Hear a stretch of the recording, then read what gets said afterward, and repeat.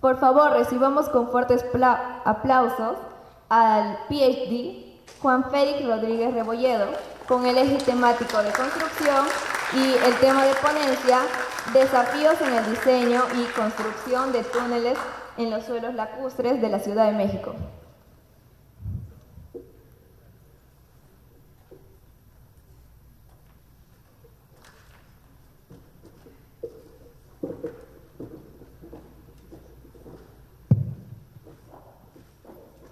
Buenos días, gracias por la presentación.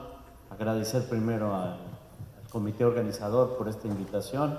Es un honor estar aquí en Perú compartiendo nuestros conocimientos y motivando a los jóvenes para seguir estudiando. Bueno, les voy a hablar sobre un tema que ya lleva también varios años, que es un tema sobre cómo se comportan los túneles en las arcillas de la Ciudad de México. Ayer les hablé de los suelos de Brasilia, hoy les voy a hablar de las arcillas de la Ciudad de México. Las arcillas de la Ciudad de México, dentro de la geotecnia, son suelos muy conocidos internacionalmente, porque yo les voy a explicar más adelante por qué, porque son suelos bien complicados. Entonces, vamos a hablar un poco entonces de esos desafíos que es construir túneles en estas difíciles condiciones que tiene la Ciudad de México. La mayoría de la información que voy a hablar inicialmente es parte del trabajo que hicimos en el Instituto de Ingeniería de la Universidad Nacional Autónoma de México, y al último les voy a presentar un modelo que hicimos en la Universidad de Brasilia, ya algo más reciente.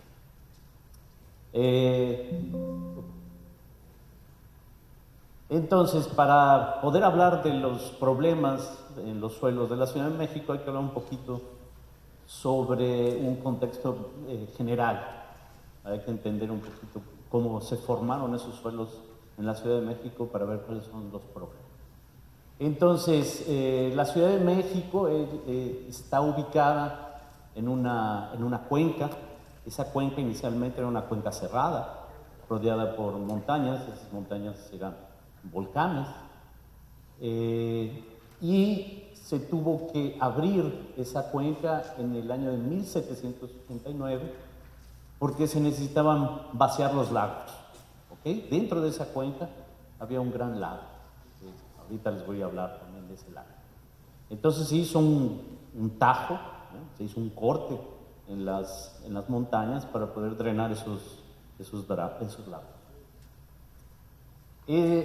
Ahí tenemos la Ciudad de México en la época de los mexicas, que vivían los aztecas, los mexicas formaron esta ciudad, que fue una ciudad que prácticamente fue rellenada. Se fueron colocando terraplenes hasta formar esta isla. Entonces, se dan cuenta, se hizo una ciudad en medio del lago. Hay varias teorías. Una de ellas dice que es porque es la única parte del lago que tenía agua potable para beber. Todo lo demás del lago era agua salubre. Entonces ellos decidieron. Y hay otra leyenda que dice que es el punto en donde los aztecas vieron al águila devorando la serpiente encima de un nopal, que es el símbolo de la bandera de México. Y entonces ahí escogieron desarrollar su ciudad. Entonces tenemos la isla, y está unida esa isla con 4 calzadas, una norte, sur, este y oeste. Así fue que los inicios de la ciudad. Aquí en el centro estaba el centro económico principal de la ciudad mexica, que actualmente el centro de la Ciudad de México, que está ubicado exactamente en el mismo punto, es el centro económico de la ciudad también. Esa fotografía la encontré en internet, me pareció bien interesante. Yo creo que está hecha con inteligencia artificial, y me pareció muy bonita porque muestra cómo sería, si pudiéramos tomar una fotografía, cómo sería la ciudad en esa época. Entonces, ¿cuál era el problema con estos lagos? En la ciudad mexica, las calles, en lugar de calles, eran canales. todo se movía a través de pequeños barcos. Pero ya cuando se inicia la colonia, ese sistema no les gusta tanto porque la ciudad empieza a tener muchas inundaciones. Todos esos rellenos que se construyeron se empiezan a hundir porque los suelos son muy malos. Son arcillas, que voy a escribirlas un poquito más adelante. Y entonces la ciudad se inundaba demasiado. Entonces, en principios del siglo XVI, la Ciudad de México estaba formada por, podemos decir que era un gran lago, pero en realidad son 5 lagos diferentes: el lago de Chalco, Xochimilco, este era el lago mayor, que era el lago de Texcoco, el Xolcatán y Zumpango, que eran los lagos principales. Pero miren, ya para finales del siglo XIX, ya los lagos se redujeron bastante, los lagos empezaron a ser drenados para evitar la inundación de la ciudad, y ya actualmente los lagos prácticamente desaparecieron. Esta es una imagen digital de la Ciudad de México. Ven que todavía se conservan algunos cuerpos de agua. Esto sería justamente el lago de Texcoco, pero tenemos algunos cuerpos de agua que son lagos artificiales. En la parte sur está la parte de lo que era el lago de Xochimilco antiguamente, que ahora pues es una parte turística que se la recomiendo mucho cuando vayan a la Ciudad de México, vayan a Xochimilco, a conocer las trajineras que son estas de aquí, comer unos tacos y conocer cómo sería esa ciudad de los mexicas. Es un lugar bien bonito. Entonces, la Ciudad de México, ella tiene su zonificación. Es relativamente fácil definir 3 zonas principales para construcción. Inclusive esta zonificación fue creada en el Instituto de Ingeniería y se encuentra incluida en el reglamento de construcciones del Distrito Federal. Tenemos básicamente 3 zonas que se viven en la Ciudad de México. Lo que llamamos zona del lago, que es esta zona central, que sería justamente la zona donde estaban antiguamente los lagos. Un dato curioso es que lograron secar los lagos, pero el nivel de agua se mantiene a pocos metros de la superficie, porque esos suelos son muy difíciles de drenar. ¿Por qué? Porque son arcillas de origen lacustre. Esas arcillas se formaron de la erupción de los volcanes, la ceniza de los volcanes se depositó en el lago y poco a poco se fueron depositando al fondo del lago. Entonces son suelos muy, muy blandos, con mucha agua. Y son suelos de alta plasticidad, intercalados con capas de limos, arenas y grava. Tenemos formaciones de algunos lentes duros, que les voy a mostrar un ejemplo. Después tenemos esa zona de transición, que es la transición entre el lago y la zona de lomas. Esa transición, entonces, todavía tenemos capas de arcilla, ya mucho más delgadas, y abajo de esas capas de arcilla ya tenemos suelos duros, ¿no? Depósitos aluviales arenosos abajo de esa capa. Y ya en las partes altas tenemos rocas basálticas, suelos muy compactados, ¿no? Suelos con condiciones mucho mejor para cualquier tipo de construcción. Este sería un perfil de los suelos de la Ciudad de México, un perfil típico, no todo es igual, pero es un perfil típico. Solo quiero para mostrarles cuáles son las capas de suelo principales. Superficialmente tenemos comúnmente una costra. Esa costra es la propia arcilla de la ciudad que superficialmente ella es sometida a ciclos de humedecimiento y secado, y entonces se forma un material duro aquí en la superficie, que sería esa costra. También podemos encontrar rellenos de la época prehispánica. Después de la costra tenemos la serie arcillosa superior, que sería esta capa de aquí, que puede llegar bueno, típicamente llega a unos 30, 35 metros de profundidad, pero hay zonas de la ciudad que puede llegar hasta los 75 metros. Y son suelos muy malos, muy, muy malos. Vean aquí, si ustedes se acuerdan de sus clases de geotecnia del contenido de agua, llega a valores de 400, 300%. Si no se acuerdan, no importa, es muy fácil. Un suelo con 300% de contenido de agua quiere decir que por cada partícula de suelo hay 3 partículas de agua.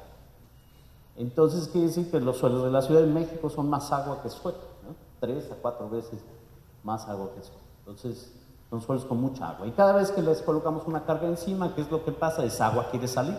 Y como es mucha agua, pues ese suelo se deforma mucho, ¿no?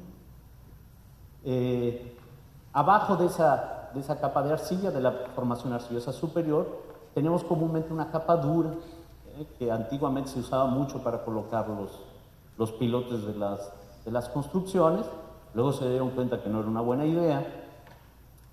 Yo les voy a mostrar algunos ejemplos de por qué.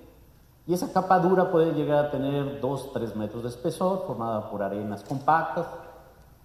Y después de esa capa dura regresan las arcillas con contenidos de agua ya un poquito menores, de 200, 150, 200%, pero aún así son suelos muy malos. Y a 40 metros de profundidad, aproximadamente 40, 50 metros de profundidad, tenemos los depósitos profundos. Todos los rascacielos o edificios muy altos que existen en la Ciudad de México actualmente, en el centro de la ciudad, las cimentaciones llegan hasta esta capa. Entonces tenemos que hacer pilotes hasta 40, 50 metros de profundidad para poder soportar esas cargas. Bueno, entonces tenemos por un problema unos suelos muy compresibles, muy plásticos, con humedades muy altas. Otro problema que tenemos en la Ciudad de México es lo que llamamos hundimiento regional. La Ciudad de México se hunde. Les voy a mostrar más al frente las velocidades con las cuales se hunde. Prácticamente el área completa que antes estaba cubierta por los lagos. ¿Y por qué se hunde la ciudad? Porque de estas capas permeables que tenemos, la capa dura y los depósitos profundos, hay pozos de bombeo de agua que abastecen de agua potable a la ciudad. Entonces el agua se ha estado bombeando desde principios del siglo XX. En la Ciudad de México, y ese bombeo que genera, el bombeo, tenemos la condición que llamamos de hidrostática. Cuando bombeamos el agua, bajamos la condición hidrostática, disminuimos la presión de poros del material, y al disminuir la presión de poros se aumentan los esfuerzos efectivos. ¿Y qué genera eso? Un hundimiento. Entonces eso genera el hundimiento de la ciudad, generando, si las cimentaciones están bien diseñadas, ellas simplemente siguen el hundimiento regional. Pero si las ponemos, por ejemplo, en la capa dura, ¿qué es lo que pasa con esas cimentaciones? Van a emerger, van a presentar lo que llamamos una emersión aparente. Y las obras subterráneas pues están sometidos a ese hundimiento de la arcilla, que lo que genera entonces son cargas mayores durante el funcionamiento de estos túneles. Entonces, otro problema más que tenemos para diseñar cualquier tipo de estructura, cimentación, túneles. El hundimiento regional en ciertas zonas de la Ciudad de México se ha llegado a medir hasta 40 centímetros por año, en aquellas zonas que tienen hasta 75 metros de arcilla. Es interesante ver este registro que se tiene, miren, desde 1900 hasta, ya esto debe estar más actualizado, hasta el 2010 aproximadamente, 100 años, en 100 años, son los hundimientos en 3 puntos emblemáticos de la ciudad: la Catedral, Palacio de Minería y la Alameda Central. Y podemos ver aquí que en 100 años la Ciudad de México se ha hundido unos 10 metros, ya debe de andar por los 2, 13 metros, ya actualizando ese gráfico. Entonces la Ciudad de México estaba 10 metros arriba hace 10 años. El hundimiento entonces actual puede variar de 15 a 40 centímetros por año. ¿Y por qué se sigue bombeando el agua de la Ciudad de México? Porque es difícil, debido a que es una cuenca, es difícil traer agua de fuera de la propia ciudad. Una foto interesante es este caso de aquí, que es el Ángel de la Independencia. También recomiendo que conozcan la Avenida Reforma, el Ángel de la Independencia. Aquí está la época de la Revolución, vemos el Ángel de la Independencia que estaba en la superficie, y él fue cimentado. Su fundación es esa base de pilotes de madera que llegan hasta la primera capadura. Y podemos ver esta foto que está aquí del año 2000, ya hay que actualizar esas fotos, ¿no? Ya podríamos poner una más actual. Vemos la emersión que ha sufrido el Ángel de la Independencia, que le han tenido que ir poniendo escaloncitos, le van adicionando escalones cada vez que el ángel se va volando, ¿no? Entonces, este problema no simplemente emergen las estructuras, bueno, le voy adicionando escalones y ya está, no sería el menor de los problemas. El problema es que además entonces de un suelo muy malo, además de hundimiento regional, en la Ciudad de México hay terremotos, ¿no? Y entonces cada vez que sucede un terremoto, los terremotos activan los problemas que tienen las estructuras. Entonces, estructuras que están con pilotes de punta, cuando llega el terremoto, ¿qué pasa? Que ya emerge de manera abrupta esa estructura. Y esa emersión que genera que los pilotes, la conexión entre los pilotes y las contratraves, quede expuesta. Y eso en condiciones sísmicas es muy mal. Queda expuesta la cimentación, llega el terremoto y genera aquí entonces una fuerza que puede pasar, puede romper la conexión entre los pilotes y las vigas y generar entonces el colapso de la estructura. Entonces, esto puede pasar también se usa en la Ciudad de México, se usa mucho este tipo de pilotes que se llaman pilotes de fricción. Ellos no llegan hasta la capadura para evitar justamente la emersión. Pero si están sobrediseñados, puede generar también la emersión aparente de estas zapatas. Entonces, el tema de cimentación es un tema bien complejo que amerita otra plática. Entonces, edificios que están desplantados también sin ningún tipo de cimentación profunda, puede pasar esto de aquí. Su tendencia es a presentar hundimientos muy, muy altos, ¿no? Este edificio tendrá aquí unos 30, 40 centímetros de hundimiento. Y también son problemas que se aceleran durante los terremotos. Hablando ya un poquito de las obras subterráneas, etcétera, aquí tenemos un ejemplo de obras lineales, ¿no? ¿Cuáles son los problemas que se generan con el hundimiento regional? También se generan problemas entonces de hundimientos diferenciales. Es uno de los problemas, el metro de la Ciudad de México. Y aquí al lado tenemos, por ejemplo, las vías del ferrocarril que pasaba antes por la Ciudad de México. Ya no pasa más por ahí, pero se puede ver perfectamente los problemas.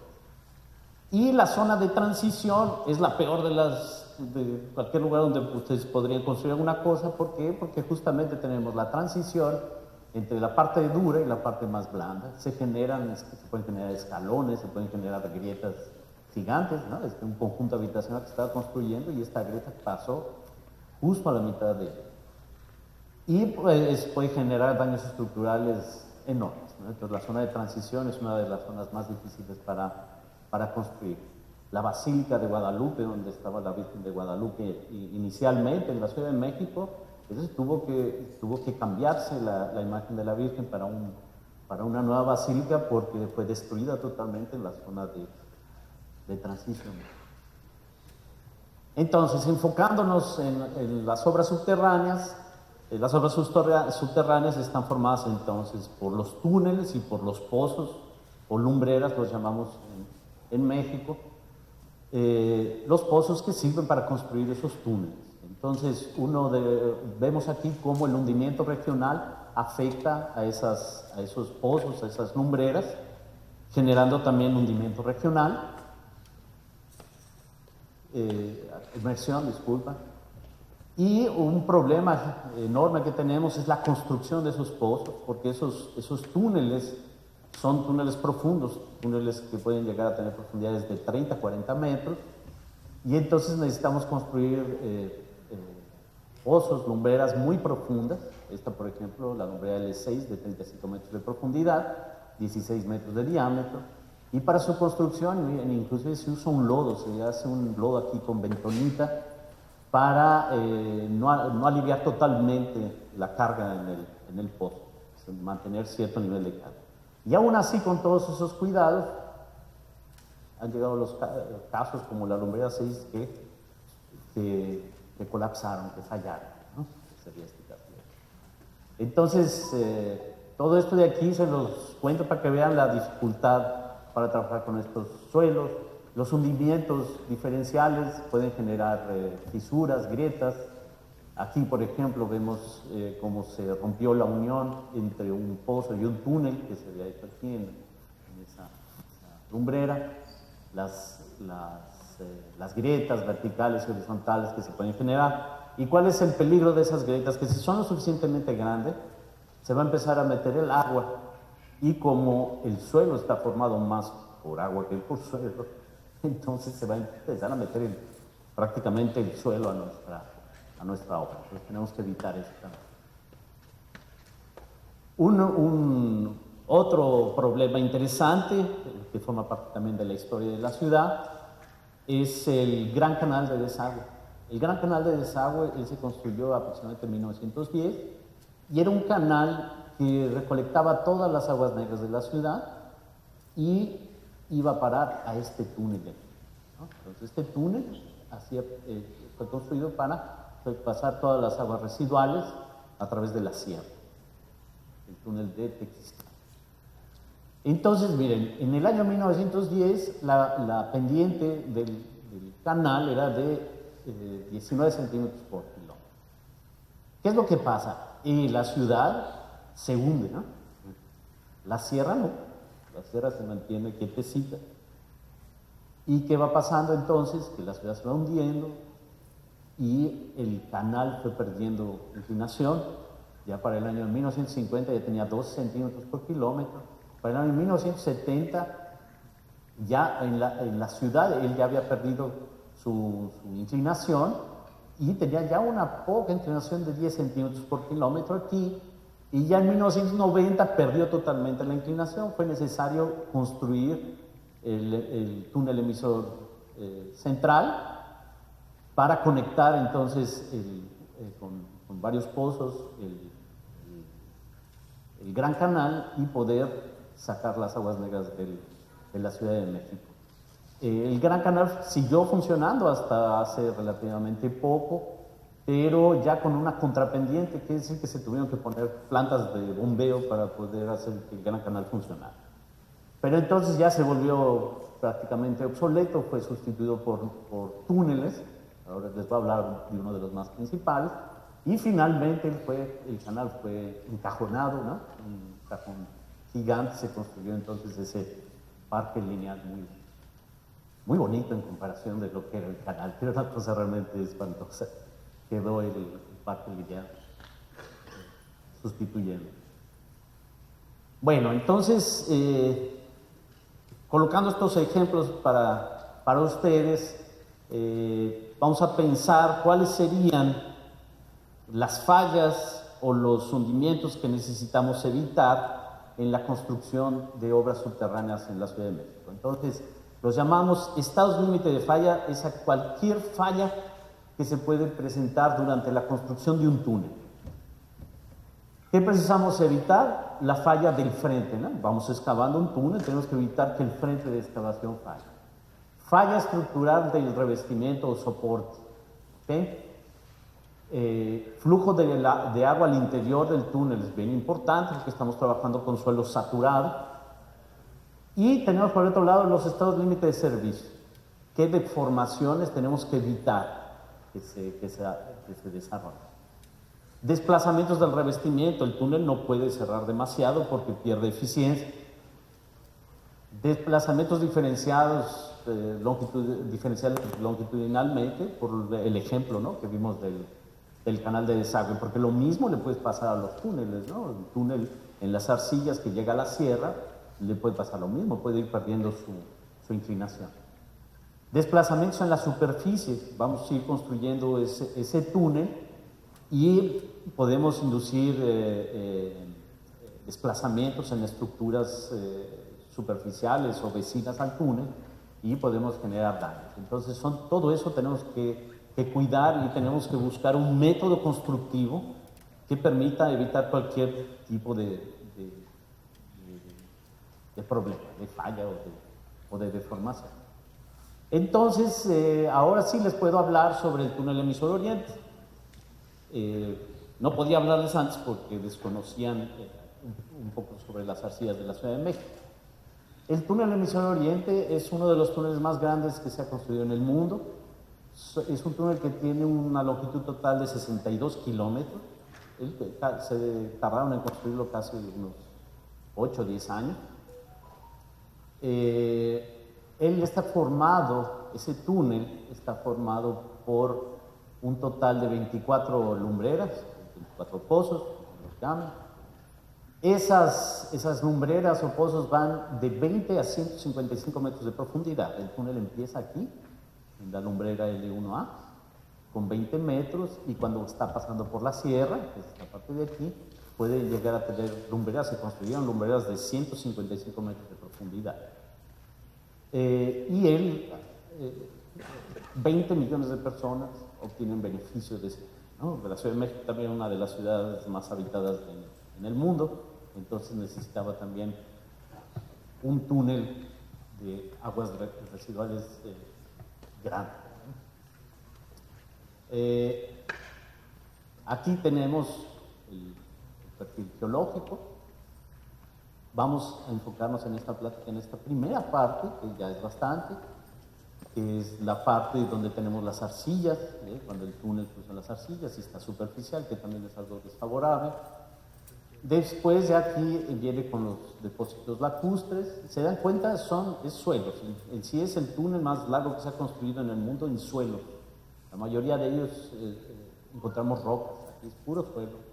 Los depósitos lacustres, los depósitos prelacustres, abanicos aluviales, etcétera. Aquí pasa por un montón de materiales y todo eso fue construido con, les voy a mostrar ahorita las máquinas. Este es el tramo que vamos a hablar, que es el tramo inicial, donde el túnel pasa por las arcillas. Fíjense, aquí arriba está la serie arcillosa superior, aquí está la capa dura, la serie arcillosa inferior y los depósitos profundos. Entonces vemos, aquí está el túnel, 20 metros de profundidad, aquí comienza ya a volverse cada vez más profundo, va pasando por la serie arcillosa superior, la capa dura y la serie arcillosa inferior, y ahí se va adentrando en la serie arcillosa inferior y los depósitos profundos, etc. ¿Okay? Las máquinas que se utilizaron son este tipo de máquina. Esas máquinas se llaman TBM, es una TBM EPB. Una TBM en inglés es Tunnel Boring Machine, pero le pueden llamar de escudo o tuneladora. Y EPB significa también en inglés Air Pressure Balance. Es una máquina que usa presión de tierra balanceada. Eso es bien importante. Entonces, ¿qué queremos? Recordándonos que queremos evitar que falle el frente, que falle el revestimiento, evitar hundimientos en la superficie, etc. Entonces necesitamos un método de excavación que prácticamente nos mantenga las condiciones iniciales y no pase nada, ¿no? Eso sería idealmente, ¿verdad? Entonces, este escudo que ven aquí, el diámetro que tiene son 9 metros. Entonces, una persona debe estar por aquí más o menos, ¿no? Es bastante grande. Se usaron un total, me parece, de 5 escudos, como este de aquí. En realidad, el escudo es hasta la tuneladora completa. Él tiene aproximadamente unos 200 metros de largo. Aquí van todos los equipos que necesita para perforar. Esta es la cabeza de corte. Esta cabeza va girando. En las arcillas de la Ciudad de México no le cuesta mucho trabajo cortar el material, pero cuando se va metiendo en la sierra, ahí sí ya empieza a dar trabajo aquí al disco de cobre. Y esto es en sí, el escudo sería esto de aquí. Entonces el escudo, el objetivo del escudo es el que va a estar sosteniendo el suelo cuando el suelo se va cortando, porque ya toda la parte de aquí atrás, a partir del faldón del escudo para atrás, ya va a estar construido ya se habrá colocado el soporte del túnel. Aquí está. Entonces, esta es la cabeza cortante. Aquí se genera una cámara. Esa cámara, si se dan cuenta, en la parte de atrás tiene un disco. Entonces, esa cámara de aquí atrás se genera entonces el material que se va cortando, ya está mezclado con agua, en este caso, a veces se usa bentonita también, y se genera entonces un lodo en la parte de atrás, que el disco lo va empujando para enfrente, y eso es lo que mantiene la estabilidad del frente de la excavación. ¿Okay? ¿Y cómo vamos a empujar ese disco para enfrente? Es a través de estos gastos hidráulicos, que ellos se van apoyando en el revestimiento ya terminado, en el soporte del túnel ya terminado. Aquí podemos ver el robot que va colocando los anillos, se llaman anillos de dovela, se llaman estos de aquí, están formados por 7 piezas en total. Los va colocando este robot y ustedes vean aquí como los gatos hidráulicos se van recogiendo. Cuando se coloca la última dovela, van a ver aquí el gato se vuelve a apoyar y entonces ahora sí la máquina se impulsa a través de todos estos gatos. ¿Sí? ¿Ok? Entonces, bien importante las partes. Entonces aquí está el lodo, que es el que ayuda para que no falle el frente, empujado por los gatos a través de este disco que está aquí. Entonces todo eso es parte del diseño, parte del proyecto. Esto de aquí es esquemático, esto de aquí la verdad es que está cerrado, ¿no? Entonces lo abrieron aquí para poder ver cómo funcionaba la máquina. Se van colocando entonces los anillos de dovelas y entonces lo que les decía del escudo, fíjense. El escudo, él tiene un contacto directo con el suelo y conforme va avanzando, va colocando las dovelas, entonces el suelo también nunca queda desconfinado. ¿Sí? Siempre el suelo se está apoyando o en el escudo o en el revestimiento ya terminado. Entonces es uno de los métodos más usados a nivel mundial. Este es un anillo de dovelas, entonces son todas las partes, todas las piezas. Esta pieza de aquí es fundamental, esa pieza es la que se usa para que el túnel gire, para que el túnel baje. Entonces esta piecita es la que va a controlar la dirección del túnel. Así es como queda ese anillo de dovelas. Pero bueno, como estos túneles son un poco especiales, ¿por qué? Porque son túneles que están construidos prácticamente más en agua que en suelo, ¿no? Entonces, y además de eso están sometidos al hundimiento regional. No es un túnel que se comporte de manera común como los demás, como en otras ciudades del mundo. Entonces, comúnmente en otras partes del mundo se dejaría el túnel de dovela, el anillo de dovelas y listo. En la Ciudad de México no, se tiene que construir internamente otro anillo de concreto continuo. ¿Ok? Entonces, él va reforzado, se coloca un refuerzo de acero y se hace el colado. Esta es la cimbra móvil. Esta cimbra tiene una longitud aproximadamente de unos 30 metros. Aquí vemos cómo la doblan, se va doblando, es un robot gigante, ¿no? Se va doblando y luego avanza dentro de esta otra cimbra que está enfrente, avanza, se coloca enfrente, se vuelve a expandir y se hace el colado, se hacen a cada 30 metros. En el túnel emisor oriente, el revestimiento que le llamamos del revestimiento secundario o del revestimiento definitivo, se colocó un año después de que se colocó el revestimiento primario. Ahí ya lo recogieron totalmente y entonces lo van a pasar dentro de los demás. Entonces finalmente queda así, ¿no? Ya ¿Y por qué? Bueno, pero es importante entender por qué se pone. Entonces, uno de los problemas es eso, que las dovelas tienen juntas, ¿no? Entonces, estructuralmente las juntas no nos ayudan mucho, porque ustedes van a ver que se desarrolla mucha flexión en la estructura. Entonces, las juntas no ayudan mucho para la flexión, trabajan más a compresión. Y otro problema es que queremos evitar que por algún error de construcción el agua se pueda meter a través de esas juntas. Entonces necesitamos adicionar ese anillo continuo. Entonces, al final queda así. Aquí está la lumbrera y aquí podemos ver los dos revestimientos. El revestimiento primario de dovelas, que sería este de aquí, y el revestimiento definitivo. Para que tengan una idea del tamaño, entonces el túnel tiene un diámetro interno de 7 metros, las dovelas tienen 35 centímetros de espesor, el anillo continuo tiene 35 centímetros, y entonces necesitamos una excavación de aproximadamente 8.7 metros, ¿no? Es lo que les decía, la tuneladora tiene prácticamente 9 metros de diámetro. Entonces, esa sería la parte de construcción. La parte del diseño. Necesitamos entonces diseñar lo que sería el revestimiento primario durante la construcción y el revestimiento definitivo o secundario durante la vida útil del túnel. Entonces, para el revestimiento primario utilizamos comúnmente modelos tridimensionales de elementos finitos. Seguramente antiguamente se usaban modelos más simplificados, pero ahora que tenemos las herramientas, esta es una malla de elementos finitos hecho con un software que se llama Plaxis.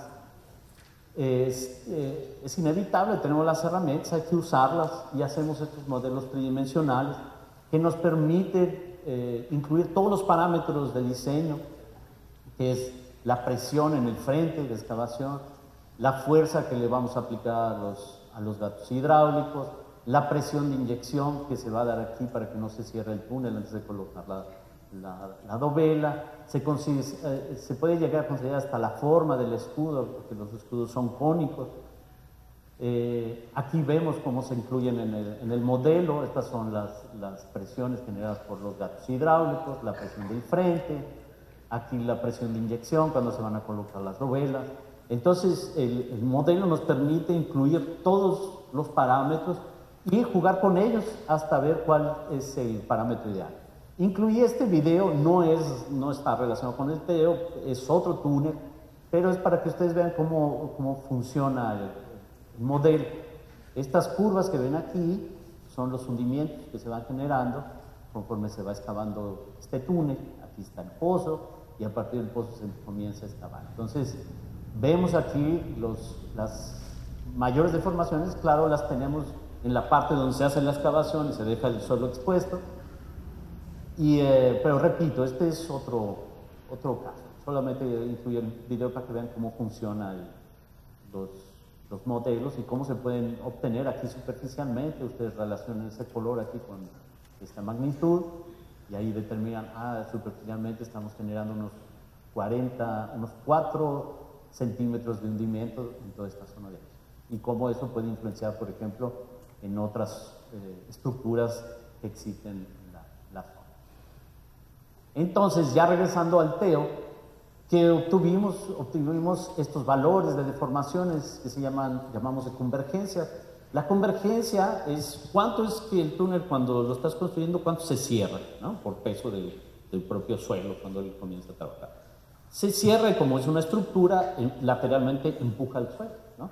Esa es su tendencia como una estructura circular. Entonces tenemos las convergencias verticales y horizontales. ¿Por qué nos gusta tanto calcular esas convergencias? Porque es fácil de controlar. Ustedes van al campo, se está construyendo el túnel, agarran un láser de estos nuevos que hay y con el láser miden cuánto tienes de altura y cuánto tienes horizontalmente y listo, ya tienes un parámetro que puedes comparar con los modelos. Y además las normas indican un valor de convergencia mínima que se debe tener. Entonces podemos obtener el valor de esas convergencia vertical, convergencia horizontal, en función del avance de la tuneladora, cómo se va comportando. Estas son el análisis de cada una de las dovelas también. De aquí es de donde se calculan estas convergencias, tanto verticales como horizontales. Vemos también, podemos hacer análisis cambiando la presión, por ejemplo, la presión del frente, ver qué es lo que pasa con el suelo, si el suelo falla, no falla, cambiando las presiones también de inyección. Aquí está para diferentes. Todo este trabajo fue hecho por un alumno de maestría boliviano que trabajó con nosotros ahí en la Universidad de Brasil. Él le gustó el modelo numérico y hizo maravillas con él, hizo un análisis paramétrico muy bueno. Entonces, eso, el diseño para la cuestión de construcción, no tenemos otra alternativa más que usar ya los modelos tridimensionales. Para el diseño del revestimiento secundario, el revestimiento definitivo, ahí el problema de diseño es un poco más fácil, los modelos. No necesitamos modelos tridimensionales, podemos usar modelos bidimensionales, en donde hacemos la hipótesis de que el túnel tiene una longitud infinita. Entonces simplificamos la excavación, pero podemos hacer un poco más compleja la interacción entre los revestimientos. Entonces aquí tenemos cómo se simuló el túnel, aquí están los dos anillos, el revestimiento primario de dovelas y el revestimiento definitivo. Serían los dos anillos que se incluyeron. La excavación del túnel entonces se simplifica, simplemente se hace un hueco y se deja que se deformen los revestimientos, en este caso solo el revestimiento primario. ¿Y qué hicimos para ver si nuestra hipótesis será válida o no? La comparamos con esas mediciones de convergencias que se estaban haciendo en el lugar para ver si realmente estaban dando valores realistas, y lo que calculamos con el modelo numérico es esta línea roja. Estas son las mediciones que se están haciendo en el lugar, solamente descartando esta de aquí, que fue un problema ahí con la tuneladora, que se tuvo que parar mucho tiempo. Si comparamos, podemos ver que tenemos unos resultados aproximadamente buenos, ¿no? Entonces adoptamos esa hipótesis de simplemente excavar el túnel, porque el objetivo de este análisis, de este diseño, era diseñar el revestimiento definitivo. El primario ya estaba construido, ¿no? Entonces, en el modelo tuvimos que simular el hundimiento regional. Tenemos la condición hidrostática y ahí teníamos que abatir la presión y logramos un hundimiento regional de hasta 6.5 metros. Ustedes dicen, ¿qué barbaridad? Pues la verdad sí es una barbaridad. El asunto es que un túnel tiene que diseñarse por lo menos a 50 años. Entonces, 6.5 metros nos da un hundimiento regional de 13 centímetros por año, que viendo los datos del hundimiento regional de la Ciudad de México no está tan fuera de la realidad. Entonces se hace la revisión, de nuevo se revisan las convergencias, se revisa la resistencia, que no rebasemos la resistencia del revestimiento, y al mismo tiempo se va trabajando con el proyecto estructural del túnel. Se tiene una interacción constante, los geotecnistas pasan las deformaciones, los estructurales pasan la rigidez del túnel, y se va jugando así hasta que las deformaciones del modelo estructural con las deformaciones del modelo geotécnico son compatibles. Estructuralmente es una condición muy mala para el túnel. ¿Por qué? Fíjense en este análisis. Aquí tenemos el túnel. Fíjense en este punto A. Si medimos cuál es la presión que está soportando el túnel aquí en este punto A durante el hundimiento regional, vemos que ese punto la presión se aumenta, de acuerdo con los modelos numéricos. ¿Y qué pasa en un punto opuesto, el punto B? Vemos que justamente es la situación crítica, la tensión va disminuyendo. Entonces aumentamos verticalmente la carga y disminuimos lateralmente. Entonces generamos una condición muy, muy crítica que, como repito, las juntas de las dovelas no soportan, entonces necesitamos poner ese anillo continuo. Este es un modelo desarrollado por los estructuristas, donde ellos colocan las juntas, dan propiedades a esas juntas y luego hacen también el análisis con el anillo continuo. Entonces, para terminar, les voy a presentar una investigación que hicimos de un túnel sometido a un abatimiento de las presiones intersticiales, un abatimiento piezométrico. Fue un proyecto hecho también en conjunto con la Universidad de los Andes. Ellos Les gustó mucho el proyecto, ¿por qué? Porque la ciudad de Bogotá también sufre un problema bien semejante que la Ciudad de México. Inclusive la formación de los suelos, el abatimiento piezométrico, todo es bien semejante.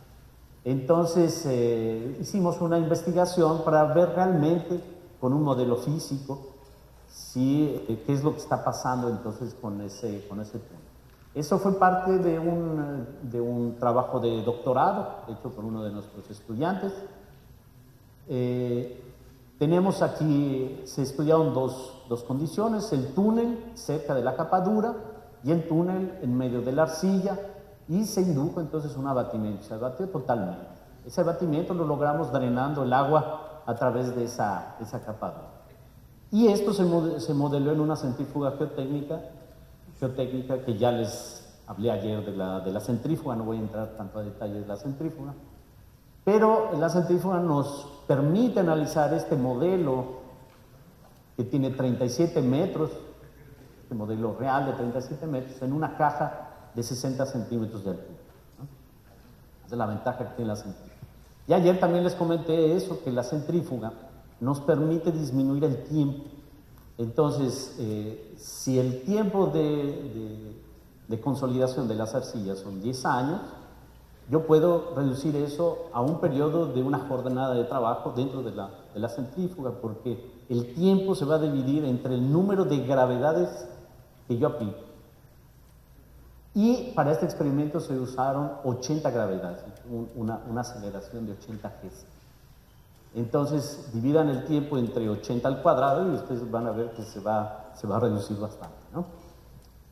Este es el túnel, aquí está la arcilla, tuvimos que construir una arcilla para colocar ese túnel, que es otro tema. Se sustituyó la parte de la arcilla de aquí arriba para disminuir todavía más el tiempo de consolidación. Entonces, como esta capa de aquí, la única contribución es el peso que tiene con el túnel, sustituimos por una arena que drena rápidamente, se consolida rápidamente, y la conectamos a la capa drenante, que sería esta de aquí abajo, con unas mangueras. Colocamos instrumentos para medir el hundimiento regional y aquí piezómetros para medir los cambios en la presión de poro.